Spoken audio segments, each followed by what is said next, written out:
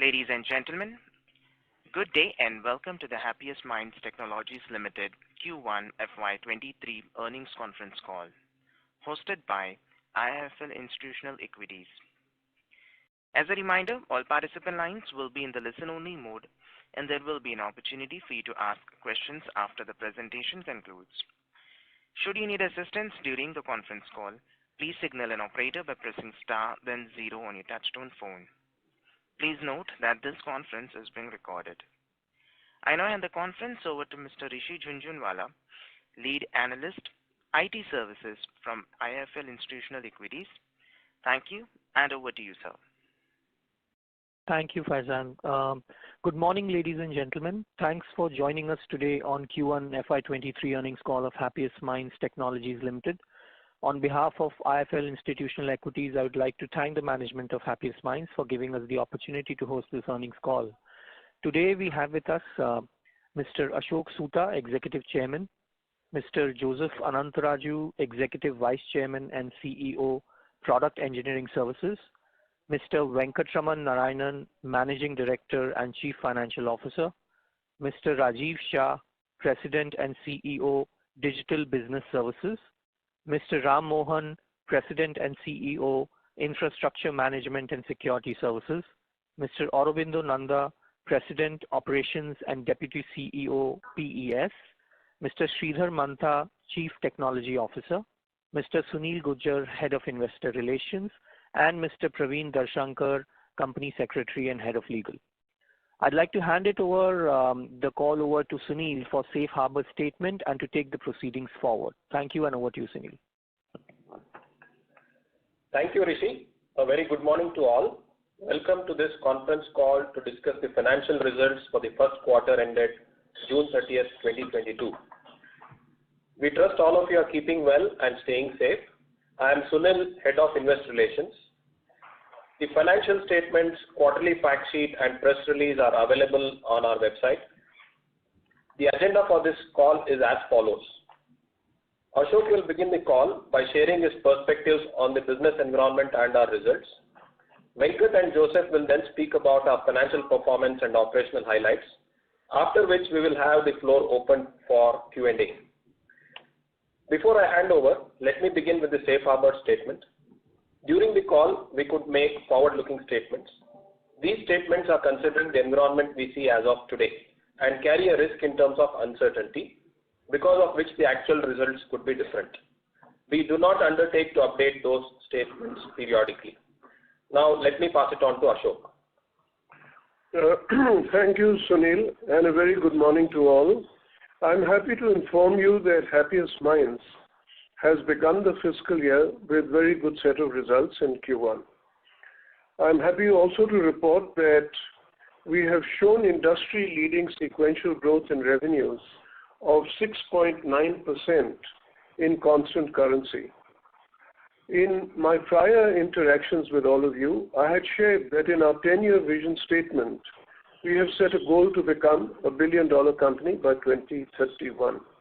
In line with this goal, based on the growth we are experiencing and continued demand for digital services, we are increasing our revenue guidance for FY23 to 25%, while also targeting to grow at a CAGR of 25% over the next 5 years. I would also like to draw special attention to our Q1 EBITDA of 26.4%.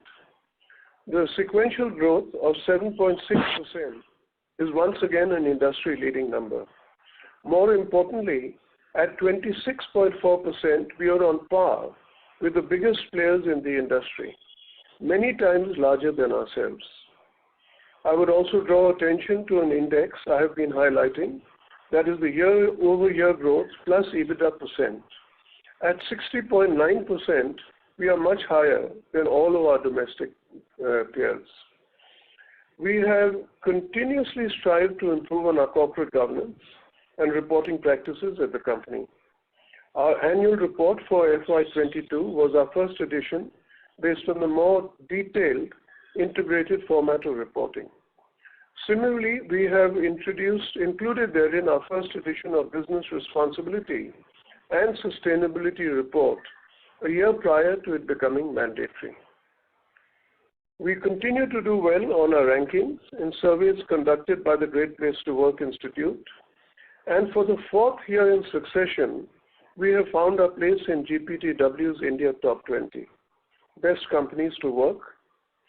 This is a validation of our efforts over the years to build an institution which is people-focused with an inclusive culture and a great place to work. The first quarter has set a good base for the rest of the year. We believe technology interventions, including newer technologies, continue to permeate every industry, sector, or functions within an enterprise. Businesses are reaping the benefits of digital through new revenue streams, providing superior customer experience and driving efficient operations. Our past experience has shown that even during economic slowdown, technology spends remain resilient as they contribute to higher market share, new business segments, cost efficiency, and productivity improvement. Accordingly, we remain confident of global demand for technology in spite of macroeconomic situations in various countries, geopolitical conflicts, and supply chain constraints.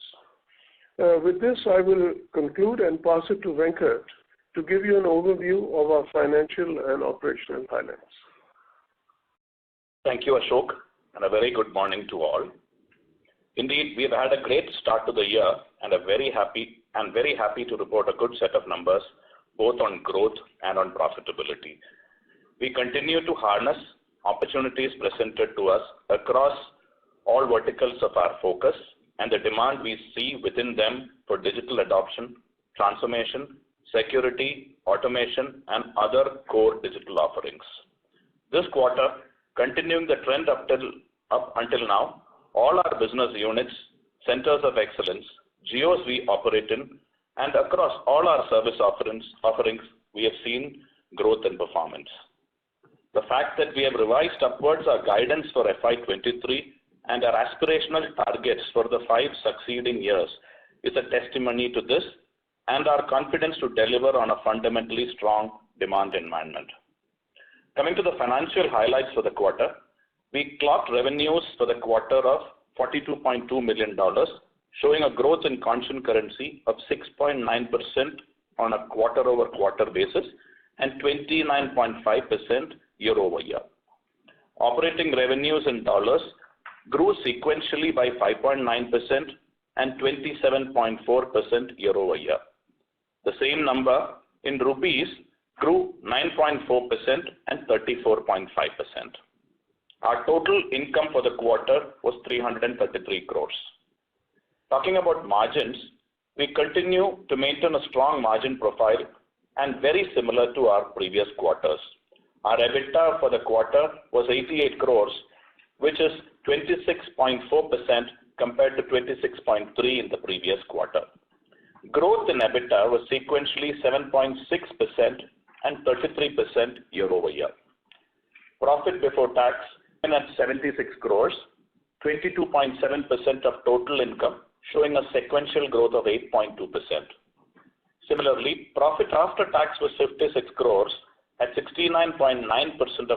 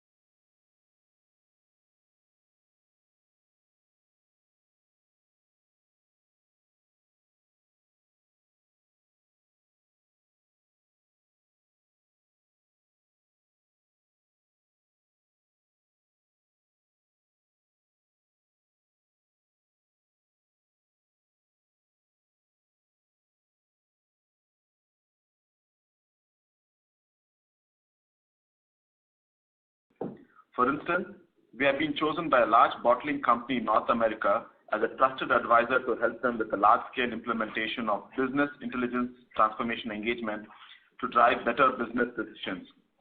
For a reputed animal management solutions company in the ANZ region, Happiest Minds is providing engineering services to improve animal performance as well as drive better customer experience. Our customers are executing bold programs with accelerated timeframes, which often span multiple parts of the enterprise simultaneously.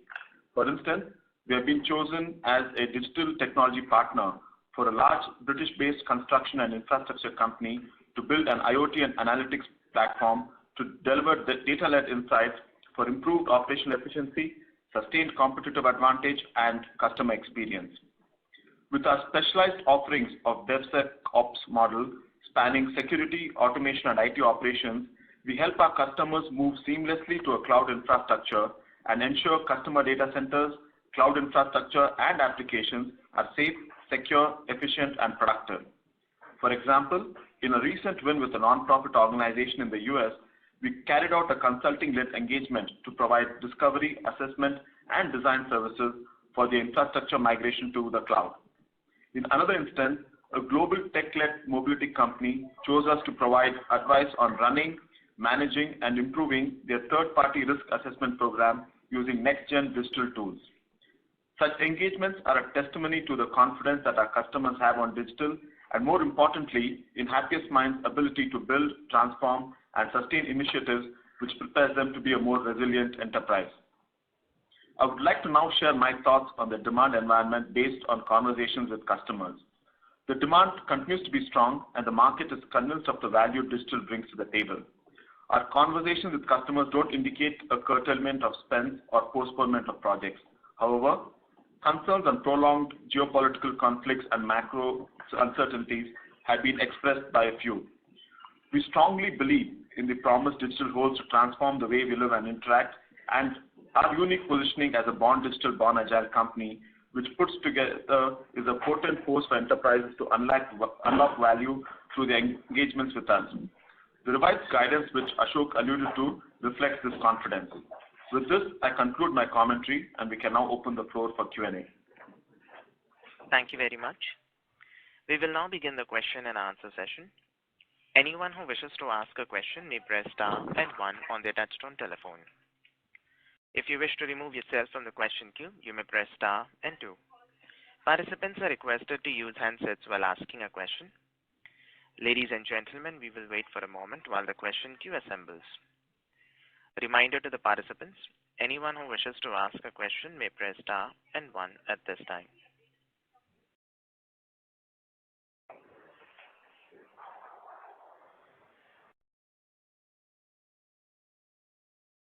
The first question is from the line of Chirag Kacharia from Ashika Institutional Equities. Please go ahead. Good morning, everyone, and congratulations on a robust set of numbers. I have a few questions, sir. Since listing, you delivering a good set of growth since 2020. I want to understand which underlying sectors and the cylinders you feel will going for support for this aspirational 25% CAGR kind of growth for next 5 years, and also for the next 10 years, you shared a vision of that $1 billion enterprise kind of entity. I want to know more on that. Okay, that's a very broad question. And obviously the numbers that now let me start with the longest term where we've said it's $1 billion target. It's obviously not an overly grandiose target. In itself, that requires this 25% compounded growth. And when you therefore see the underlying factors, obviously the one point that we keep stating is the fact that we've had a past trend for over 3 years, and then you're really projecting from the strengths. The second one is the continued momentum on digital, and the fact is that we're the only 100% digital company amongst the domestic players. They're what we call as the EEG companies. And looking at their growth also indicates that there is headspace to continue to grow faster. Having said that, I should also highlight, even if their growth is higher than ours, our profitability is way higher. So we have actually got the right combination with a view to being able to support that growth, because you can never get growth at the cost of not making very good margins. In the end, that's what the market is also going to assess you upon. So I would say these 3 or 4, and then a few fundamental philosophies of the company. We're always on the forefront of new leading technologies. So when something comes in, market starts developing for that, we get onto it on the ground floor and start building capabilities which we can then take to our customers. Okay, sir. Just one more clarity on the same line. Like whatever order we or contract we receiving from the customer, what proportion is from annuity or longer, more than one year kind of horizon? If any bifurcation you can provide. Yeah. So actually, Venkat, I think we don't really nowadays report that. I can give a feel and flavor, but really maybe both you and Joseph may want to add to that. Sure. You know what typically happens is that in the IMSS business, when you do sign a contract and you're supporting somebody's security or infrastructure, all of those are multi-year engagements. Whether position is such or not, they will invariably continue. The second aspect I would say here is that even if the order is not indicated as being annuity, the fact is that you build long-term relationships. So if you see all of our customers, I would imagine something like 80 or 90% come from customers we've had for several years, because after our repeat business is now running at about 90%. And therefore we have longevity. We've got customers who go all the way back from the year that we started. To my mind, that is the real definition of annuity, rather than saying here contract was signed on saying it was for 3 years. Because you may sign a customer relationship, then you take on projects, and the business continues to grow through the series of projects. And of course, then you continue to sustain applications. So in a sense, if you ask me, all the business, barring the accounts which either we walk away because we want to keep on improving and move away from smaller accounts, or the odd account which has no further requirement, if you really look at the essence of the business, I'd say all of it is annuity. Okay, sir. And to achieve this kind of growth, is there any acquisition strategy put in place that we may acquire certain companies going forward to bolster the revenue target? Sure. Well, you know, it's not that this year's guidance is based on that. Let's be clear. We've always stated that acquisition will be an important part of our strategy. It will certainly be an important part of our $1 billion goal. At this point of time, we are sticking with this. We are not making a distinction between organic and inorganic growth. And there is no immediate acquisition which you could say we are ready to close in the next 3 months or more. So beyond that, I would say that yes, of course, acquisitions will be there. We keep looking for opportunities. We're very selective about what we will go ahead with, and therefore it's not included in these. Not per se included in the numbers when we make the guidance. Okay. Sir, if I see your employee strength is relatively lower compared to the other tier 2 and tier 1 companies. So are we going to aggressively do hiring going forward to meet with the turnover and all, guidance and all? Sure. Joseph, you want to take this on? Yes, Ashok. So we have beefed up our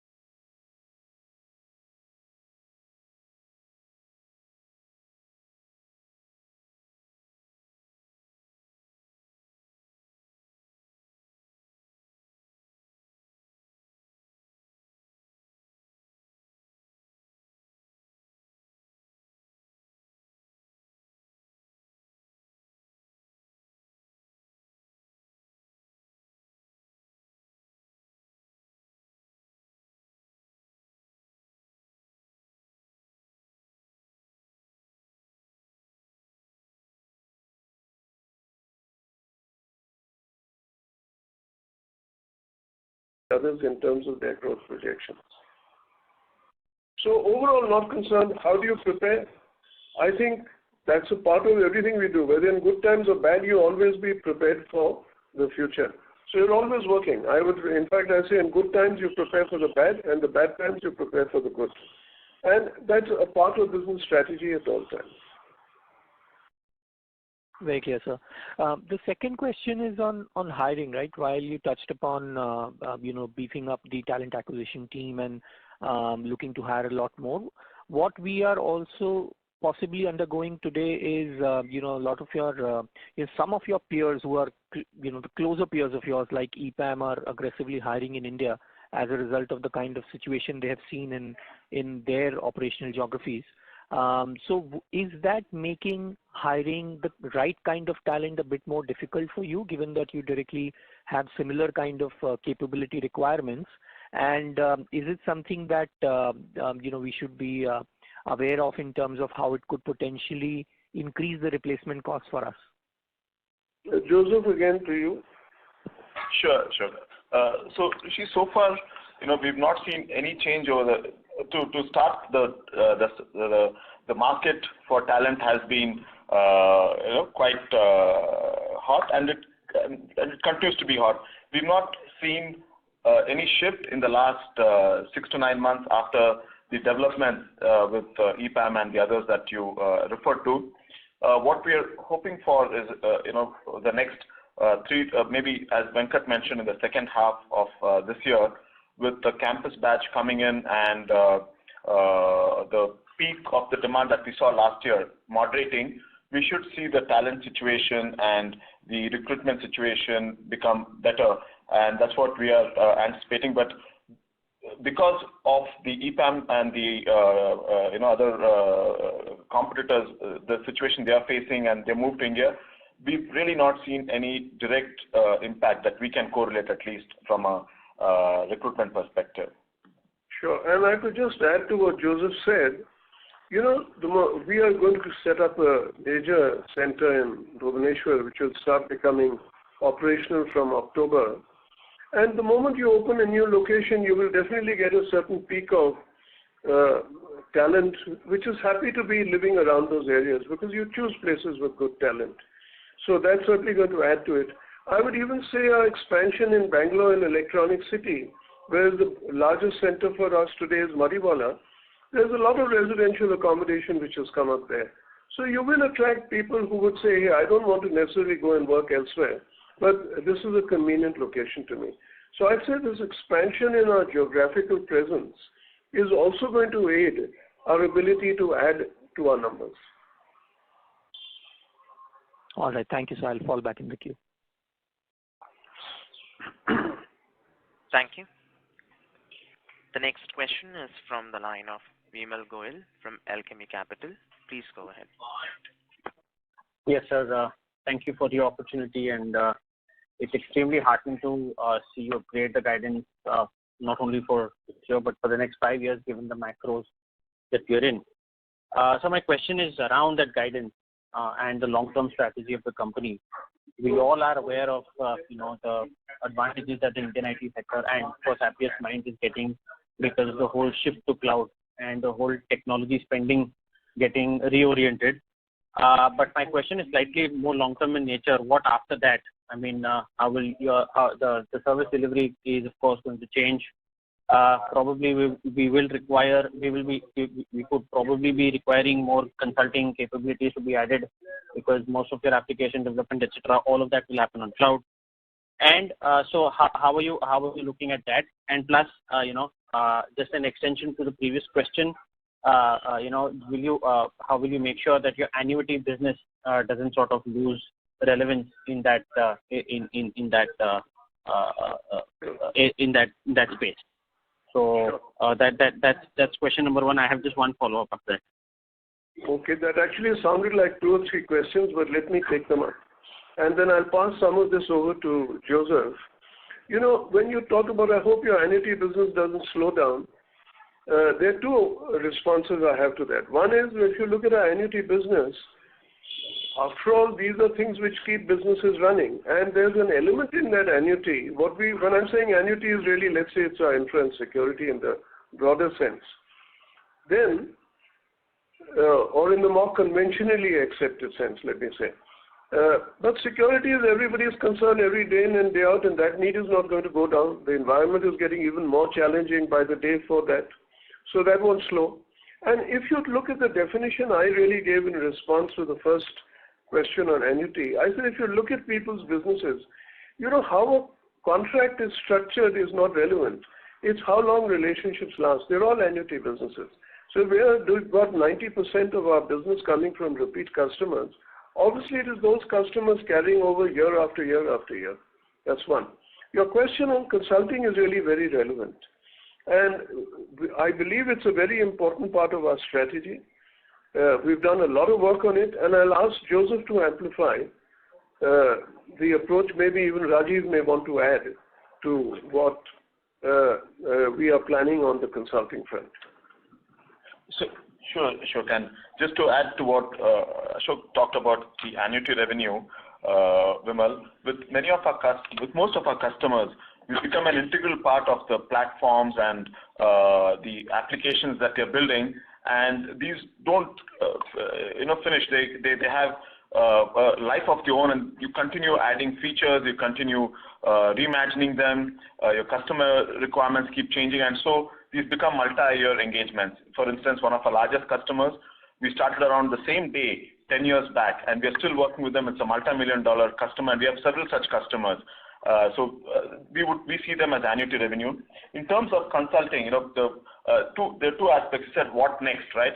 So from a technology perspective, as again Ashok mentioned, we continue looking at the next set of digital technologies which will change the customers' roadmap, IT landscape, and we continue investing in them, whether it's blockchain, metaverse, Web 3.0. We have a CTO organization that's building POCs that is understanding the underpinning of this technology, already working with customers to get a few of the use cases out. On the consulting, that's a very relevant point. We've started building depth in our domains, and we have multiple domains in which we have domain heads that have come on board in the last couple of years, and they've been hiring domain experts who can sit with the customers, have an understanding of the customer's business, and able to understand their business objectives and translate that into their technology roadmap or other initiatives that need to be kicked off. And we've started also tracking the consulting-led revenues and reporting it starting this quarter. And this will be a number that we will be closely looking at as how we can increase it, because that will reflect the value that we're adding to our customers and participation on the business side. Good. Thanks. Rajiv, you want to add anything to that? No, Ashok. I think Joseph covered both the technology consulting as well as business consulting side of it, and which plays a critical role in us building the capabilities within the organization as well. So I think Joseph covered the cost. Okay, thanks. You said you had a follow-on question. Yeah, so one more question. Just trying to sort of correlate your hiring number. Does this, as of course we've hired quite aggressively in the past few quarters, and given the hiring that we've done this quarter, does that build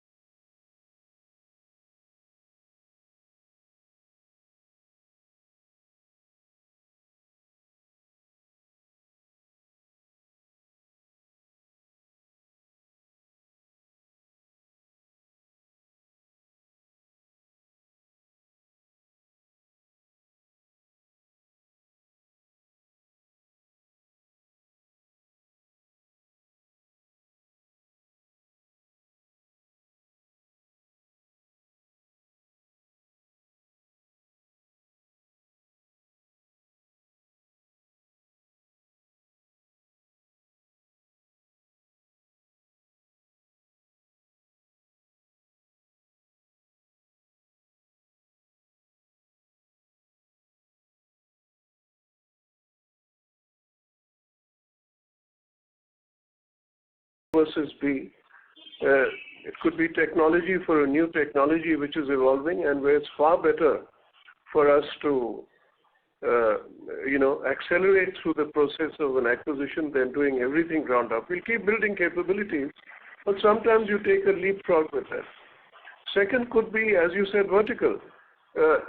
Again, when you look at the verticals, there's a requirement in each. So it's a question of looking at the business which we're seeking to acquire and how it shapes out. And therefore, the choice at times, because we've got to see how well it plays for us as a company across multiple parameters, and we examine that very carefully. So yes, the answer is it could be both. It could even be a third type of category, so you've got technology, which is all horizontals, verticals, which are largely domains, and it could also be more consulting-led type of capabilities. So it could be anything. It just really depends on the given fit of both the company and the business with our thing, and obviously certain fundamentals in terms of size. We are no longer going to look at small companies, not that we've done any so far, but we will up the ante in terms of the size of entities that we would look for. That's one. Your other question on are we there are 2-3 questions even within that one question. You said, is there a linearity? One of the questions, sir, was on non-linearity. So I'm coming to that. So you said, does our hiring indicate that there'll be either non-linearity or otherwise?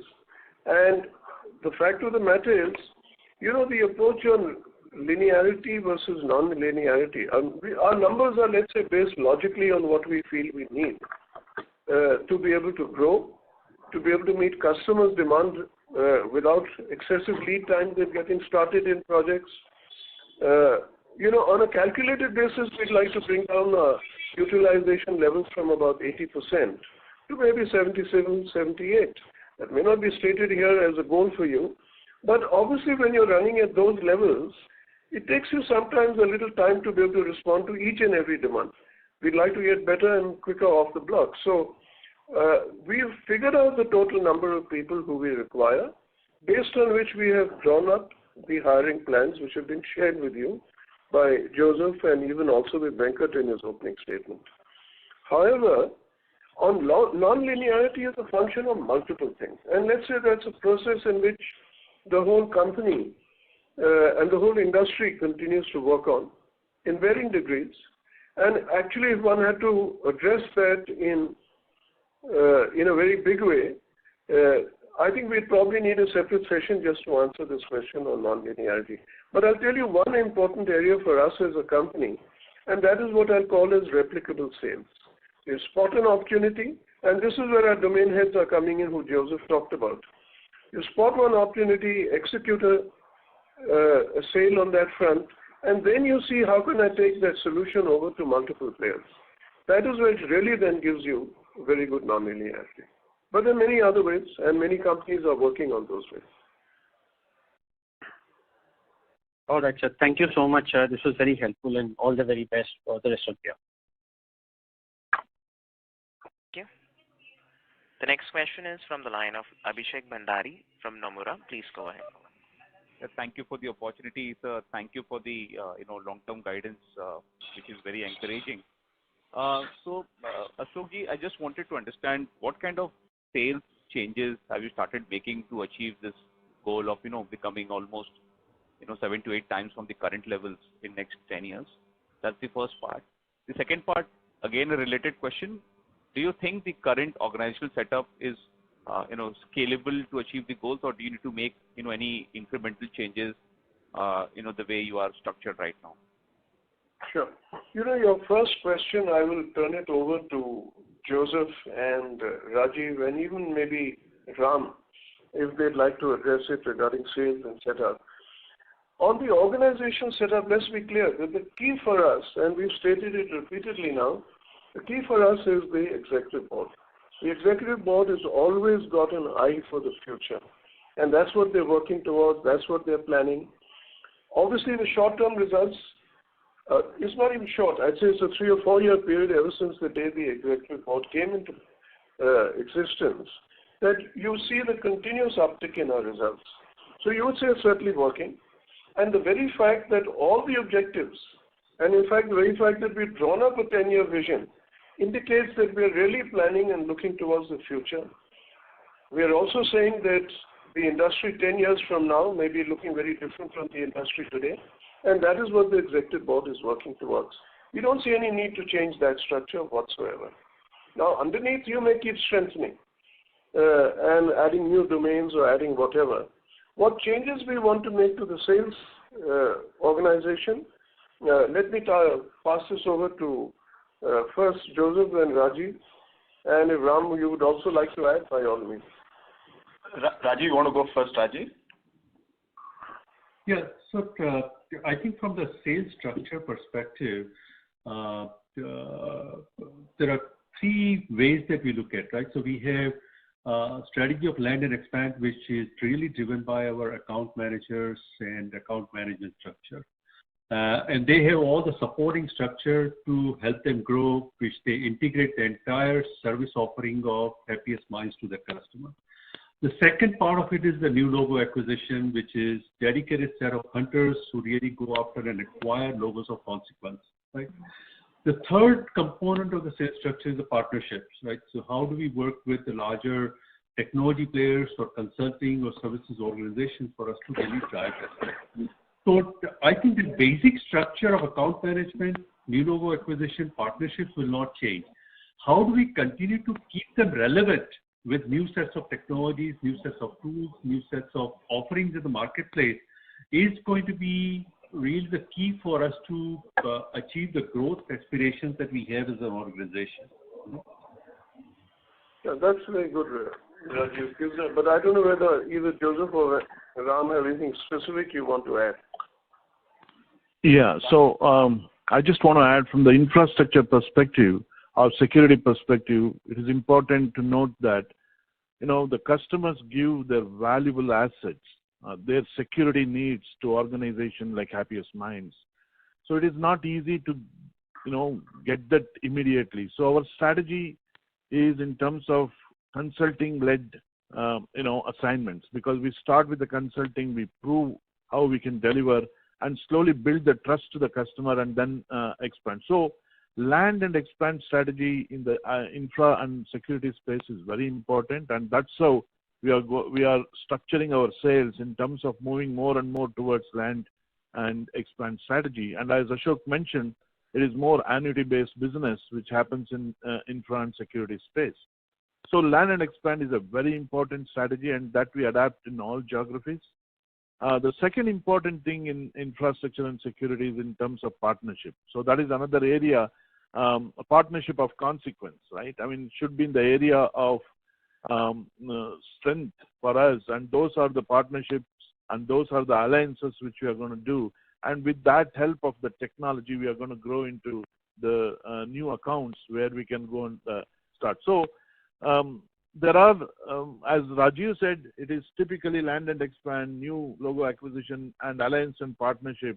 But it is different for each of the business units in terms of how we adapt.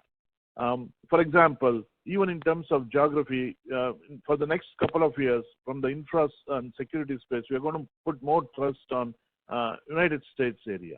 So like that, it changes a little bit in terms of each BU, but by large, these are the three strategies which we adapt. Okay, and let's take the next question, I guess. Thank you so much, sir. No, I think the organizational part, I think, broadly covered. I think both the gentlemen covered it in detail, Joseph. Thank you. Thank you so much. Thank you, Ashok. Thank you.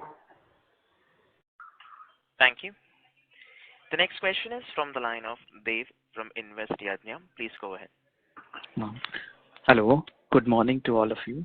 Thank you for providing me opportunity. And congrats for Happiest Minds for producing good results once again. Sir, I wanted to ask you that in infrastructure services, you say that you have multi-year engagements. So can you throw light on how are the contracts in the other business units like product engineering services and the digital business unit? Joseph, Rajiv, you want to handle that? So I think in varying degrees I've answered that for two different questions, but you go ahead. Yes, so I think that Joseph, sorry, go ahead, Joseph. Good, Rajiv, go ahead, please. Yeah, so if you look at what we do for the customer, it's really driving the digital transformation in the customer organization. I think Joseph touched upon this earlier, where we look at helping them build the next generation platform, help them integrate and expand, and help them run the digital ready application, right? So from that perspective, when you look at the entire ecosystem of the digital transformation journey that we take upon along with the customer, it is somewhat of an annuity-based business, right? Because one set of objectives, building the platform to integrate with something else and running it, it's an entire ecosystem, and it is very much a long-term relationship. If you look at where we get, we have close to 91% of our revenue, which is a repeat customer, right? So Joseph touched upon it earlier as well. And to me, there is really annuity type of a services, product engineering or digital business services. It is really annuity because it's a long-term relationship to drive the 2 or 3 year program with the customers as well. Joseph? No, I think you've covered, Rajiv. The only other point I wanted to add was the average revenue per customer, another key number, has been consistently increasing, and it's at it's increased from 796,000 K to 810K during the quarter. So that's the other number that we need to also keep a close watch on, which is reflective of the repeat business. Sure. Yeah. And I think the point which Joseph brought up earlier about platforms is really key. Once you have actually created a platform for one of the customers, what happens is newer and newer applications come on which that platform can support. And I think that's a big difference in what you see as the old days and the new days, because today literally everything is platform-based. Okay. And so I have one more question. So you have told that organic versus inorganic growth, but you haven't given bifurcation, but at least for the next 5 years that you have told about 25% CAGR. So can you give some rough idea?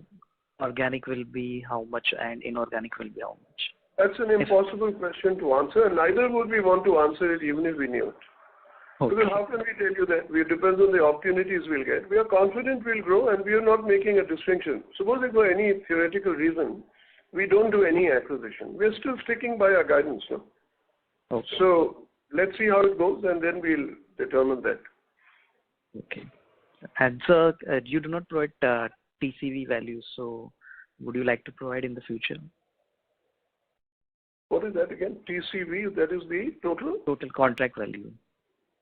No, we don't provide it because, frankly, I'm not even sure why you need to do it. We don't give even pipeline data for that matter, and neither do we intend to share that. Okay. Thank you. Thank you, sir. Thank you. The next question is from the line of VP Rajesh from Banyan Capital Advisors.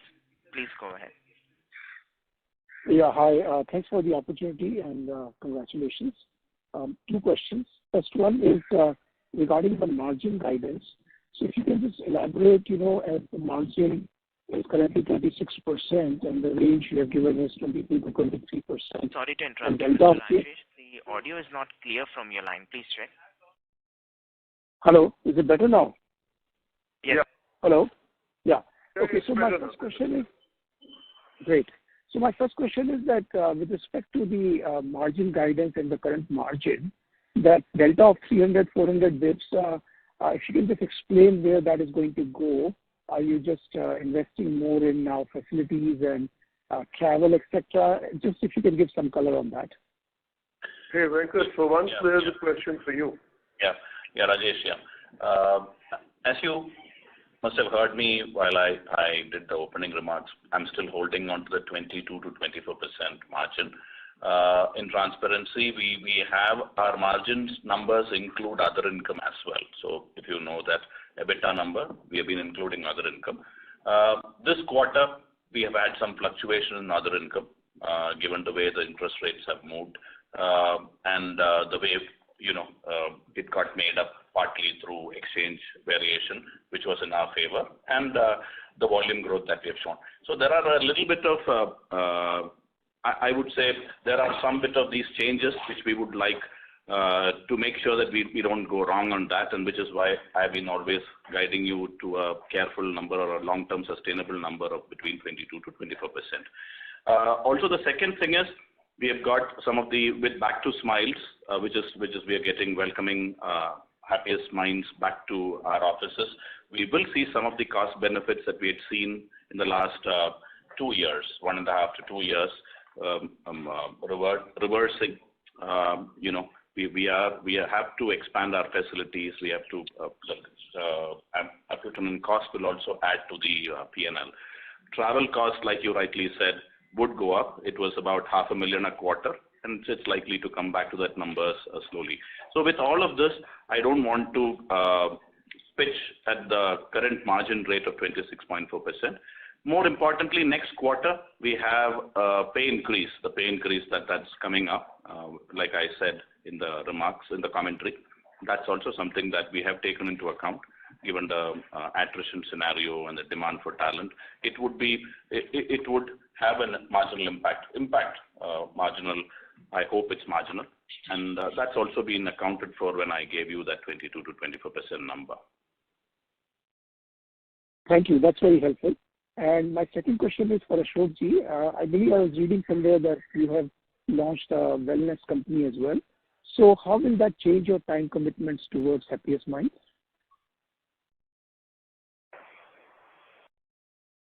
Just say that again. I'm afraid I never heard. Did you? Can you repeat that? Because sound once again is got muffled. Oh, okay. Is it better now? Yeah, now it's better. Okay. So what I was asking is, I believe I read somewhere that you are launching a wellness company or nutritional company. I forget exactly which category. It's called Happiest Health. That's a different issue altogether. It's not a nutrition company or anything. It is called Happiest Health, and it focuses on providing knowledge for both health and wellness. Right. So my question was that how does that changes your time commitment towards Happiest Minds? Sure. I have sent a mail to some of our stakeholders so far, because we are really only very gradually bringing down increasing the numbers that we send out in terms of mails to our audience in Happiest Health. There's two very important things I want to highlight out here. One, I think, is that firstly, it makes no difference on the commitment. I continue to be executive chairman here. I am not on the roles of the other entity at all. So I'm directing it like a mentor. That's one. Second thing is, I think it's very important when we said that the executive board is really the key driver for our 10-year vision, that I also give them a little space to continue to work out all their daily things. So there's a certain amount of things which in any course of time any executive should do, is to see what can I keep on passing on for people to do, and therefore not get involved in such, you might say, into operational or even strategic areas which can be taken care of by this leadership, which is doing an admirable job, our executive board. I will point out a third thing. Actually, I've created two entities in the healthcare space. One was my completely not-for-profit research center called SCAN, which was launched last year, and is working on really leading-edge technology areas which require everything. Today, you can't do any work on any front without spending 10-20% of that money, particularly in research, on IT.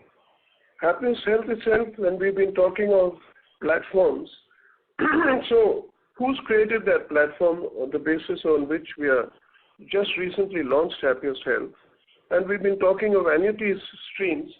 I don't have to give them an order which says that it will last for 3 years. That's, in effect, the wrong way of looking at businesses. But one thing will lead to the other. This platform will support multiple applications. So two things are happening here. I must tell you first that every work that we are doing in either SCAN or Happiest Health through Happiest Minds is all done under a board-approved arm's length agreement. So that there's no favor to either side. It must be fair. It must be in line with the margins that the business gets for doing comparable work elsewhere. So that's point number one. And point number two, you can see very clearly how this work will add to the potential, or potentially will add huge amount of capabilities for with its other spin-off benefits for Happiest Minds in terms of the healthcare space. So you might say it's a complete win-win for both parties. And since you're really coming into this from a Happiest Minds angle, I'd say it's a huge new capability opportunity which can get replicated for other entities in that space for the healthcare domain. Great, thank you. That was most helpful. That's all. Thank you. The next question is from the line of Saurabh Thadani from IIFL Institutional Equities. Please go ahead. Hi, sir. Thank you for the opportunity and congrats on a good set of numbers. I had one question on the vertical-wise performance for the quarter. While our growth has been pretty broad-based, the high-tech vertical has seen 2 straight quarters of sequential decline. So just wanted to understand a bit over here. Is this driven by some project client-specific completions, or is it more a broad-based slowdown related to the normalization of growth at some of the hyperscalers? Joseph, you want to take this up, but I have a feeling the answer is more lying in absolute numbers have not gone down, but you can just cross-check that and communicate. Sure. I think you're right. The absolute numbers are almost the same between Q4 and Q1. There's a marginal variation. There are two, ideally you would have expected a growth, right? And there are 2 reasons why we didn't have that growth. One is one of our customers where we were doing a PIMCO implementation. We are close to completing it, and this was a fixed price, and therefore, there's a little bit of a drop-off while we figure out what to do next with that customer. And the second, one of our customers is a late-stage venture-funded company, and they're a little cautious on their spend. So when they saw the macroeconomic situation, the geopolitical situation, they did take a step back and reduce their spend a fair bit. But what we're seeing is that same customer is coming back now because they have new customers coming on all the time and who are asking for additional features and functionalities. And having worked with us, we've been with this customer from day one. We've been the original engineering team. They had just a CEO and CTO. So they have come back to us, and we should see an increase and expansion in this account. So next quarter, we should see the high-tech vertical show a percentage as a revenue growth as well as an absolute growth. That's very helpful. That's it from my side. Thank you. Thank you. Ladies and gentlemen, that was the last question for today. I now hand the conference over to Mr. Rishi Jhunjhunwala for closing comments. Yeah, thank you. On behalf of the entire IIFL Institutional Equities team, we would like to thank the management of Happiest Minds Technologies for giving us the opportunity to host this call. I'm going to now pass it over to Sunil for any closing comments. Thank you, Rishi, and thank you all for joining us today. We thank IIFL Institutional Equities for hosting this call on our behalf. We look forward to interacting with all of you. You can reach out to us on ir@happiestminds.com. Thank you. Thank you. Thank you. Thank you. Ladies and gentlemen, on behalf of IIFL Institutional Equities, that concludes this conference call. Thank you for joining us, and you may now disconnect.